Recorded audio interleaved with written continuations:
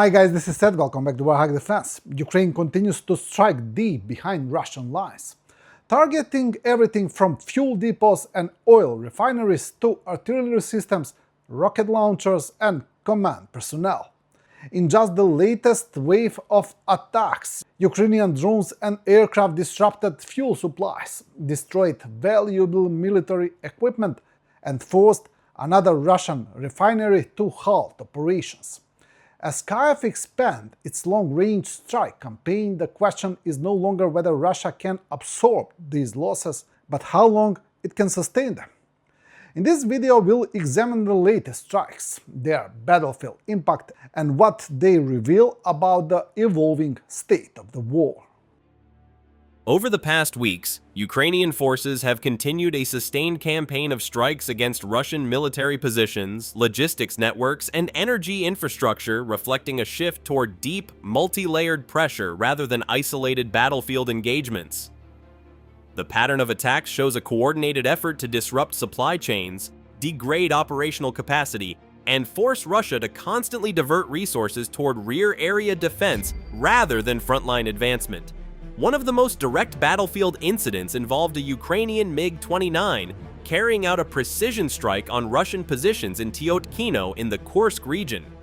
The strike, conducted close to the border, targeted concentrated forces and demonstrated that Ukrainian air assets, when deployed under favorable conditions, still play a role in shaping tactical engagements.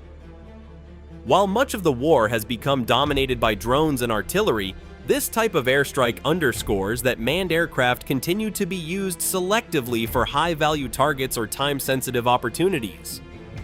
The psychological effect of such strikes near Russian territory also extends beyond the immediate destruction, reinforcing the sense that rear areas are no longer insulated from combat. Alongside air operations, Ukrainian unmanned systems units have increasingly focused on logistics disruption, which has become one of the most critical aspects of the wider campaign. The 422nd Separate Unmanned Systems Regiment recently struck a Russian fuel supply point located more than 70 kilometers from the front line. According to operational reports, Russian personnel at the site were preparing to receive fuel deliveries needed for generators and drone battery charging.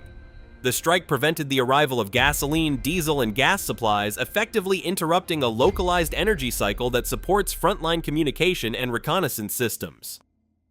While such a target may appear minor compared to frontline combat, its significance lies in its cumulative effect.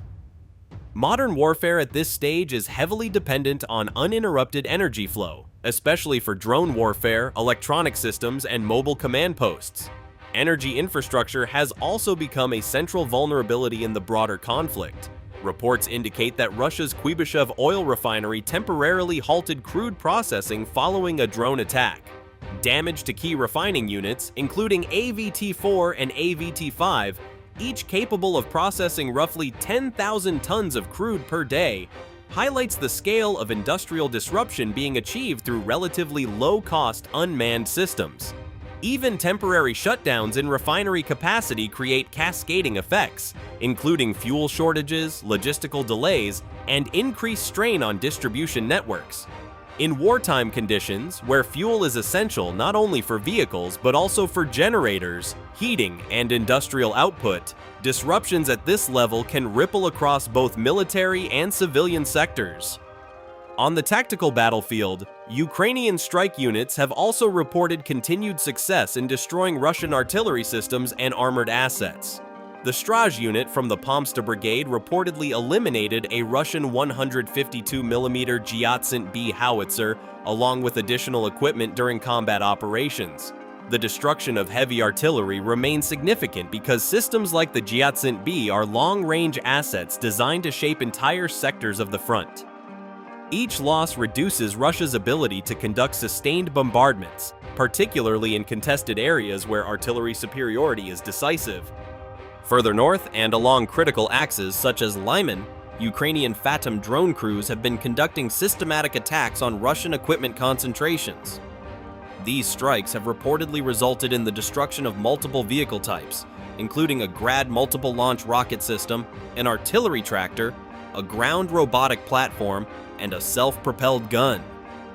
The use of drones in these engagements reflects a broader doctrinal evolution in which small, mobile units are able to identify, track, and eliminate targets with increasing precision. The ability to disrupt armored and artillery groupings without committing large ground formations has become one of Ukraine's key operational advantages. In parallel, drone operations by the Steel Border units have targeted Russian shelters, vehicles, communication infrastructure, and personnel in the northern Slobozhanshchina and Kursk axes. The reported destruction of multiple shelters and communication antennas highlights the emphasis on degrading not only combat equipment but also the systems that allow units to coordinate and survive in forward positions. Communication nodes are often the hidden backbone of battlefield effectiveness, and their removal can isolate units, slow response times, and increase vulnerability to follow-up strikes. The cumulative impact of repeated drone attacks is also visible in rear area infrastructure damage. Aftermath footage from an oil depot in Ust-Labinsk, attacked several days earlier, reportedly showed multiple fuel tanks either severely damaged or completely destroyed. Even when facilities are not fully eliminated, partial destruction can render them inoperable for extended periods due to safety regulations, repair requirements, and secondary risks such as fire hazards or structural instability.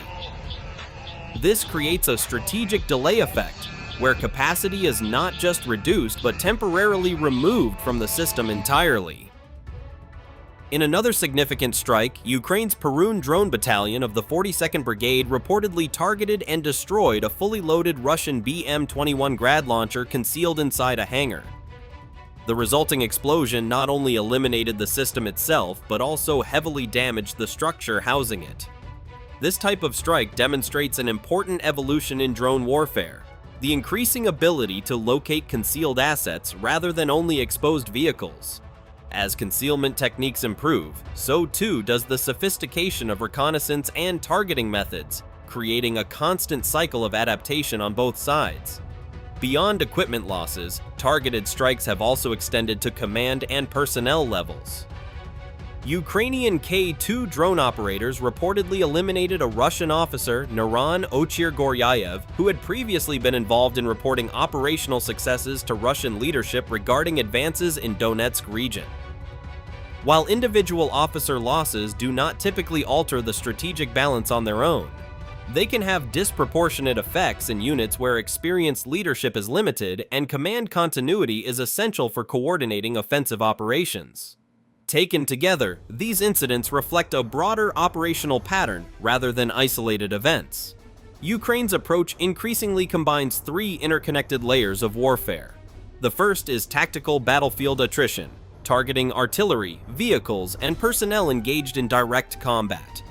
The second is operational disruption focused on logistics hubs, fuel storage, and supply routes that sustain frontline forces.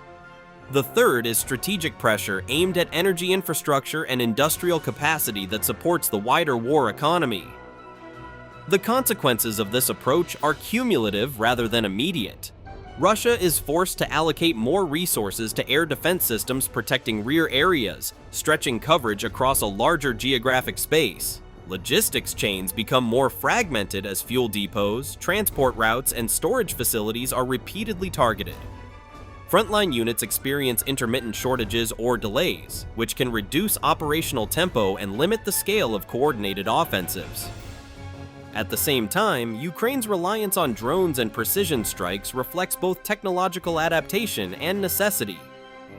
Limited access to large-scale conventional strike capabilities has encouraged the development of distributed, lower-cost systems that can still produce strategic effects. This model allows Ukraine to impose costs on a significantly larger adversary by targeting its vulnerabilities rather than attempting symmetrical force-on-force engagements. From a broader analytical perspective, the situation illustrates the transformation of modern warfare into a multi-domain contest where the distinction between frontline and rear areas is increasingly blurred.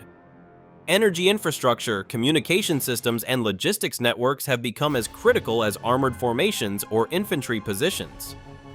The battlefield now extends hundreds of kilometers beyond traditional lines of contact, and each side is forced to defend depth as much as the front itself. The long-term implications of this dynamic are significant. If sustained, this pattern of strikes can gradually erode operational stability, forcing continuous adaptation and increasing the cost of maintaining large-scale military operations. However, it also raises the intensity of escalation pressure, as both sides may feel compelled to expand their strike range and target sets in response. What emerges is a conflict defined not only by territorial control, but by persistent pressure on systems of sustainment. In this environment, the side that maintains resilience in logistics, energy supply, and command coordination may gain an advantage even in the absence of decisive breakthroughs on the front line. Thanks for watching, and don't forget to subscribe. Also, if you want to support Warthog Defense, please become our member and get early access to new videos, exclusive members-only videos, and become administrator in comment section. The membership link is in the description. Rescues every day. We had a guy last week, it's 6 rescues in 6 days. You know, he's doing the job every day.